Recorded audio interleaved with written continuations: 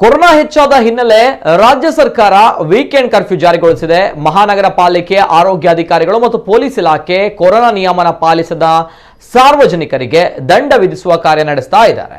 ನಿನ್ನೆ ಕಮಿಷನರೇಟ್ ವ್ಯಾಪ್ತಿಯಲ್ಲಿ ಕೇವಲ ಮಾಸ್ಕ್ ಧರಿಸದ 369 ಪ್ರಕರಣಗಳಲ್ಲಿ 76,800 ರೂಪಾಯಿ ದಂಡ ವಸೂಲಿ ಮಾಡಿದ್ದಾರೆ.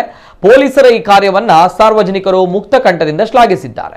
ಆದರೆ ಅದೇ ದಂಡ ವಿಧಿಸಿ ಕಾನೂನು ಕ್ರಮ ಕೈಗೊಳ್ಳುವ ಎಷ್ಟು ಪೊಲೀಸ್ ಅಧಿಕಾರಿ ಮತ್ತು ಸಿಬ್ಬಂದಿಗಳು ಮಾಸ್ಕ್ ಧರಿಸಿದ್ದಾರೆ ಎಂಬುದು $1 ಮಿಲಿಯನ್ ಪ್ರಶ್ನೆಯಾಗಿದೆ. ಮಂಗಳೂರಿನಲ್ಲಿ ಈ ಬಗ್ಗೆ ರಿಯಾಲಿಟಿ ಚೆಕ್ ಮಾಡಿದಾಗ ಅನೇಕ ದಂಡ ಹಾಕುವ ಪೊಲೀಸ್ ಅಧಿಕಾರಿಗಳೇ ಮಾಸ್ಕ್ ಹಾಕದೆ ಸಾರ್ವಜನಿಕ ಸ್ಥಳಗಳಲ್ಲಿ ಕರ್ತವ್ಯ ನಿರ್ವಹಿಸ್ತಾ ಇರುವುದು ಕಂಡು ಬಂದಿದೆ.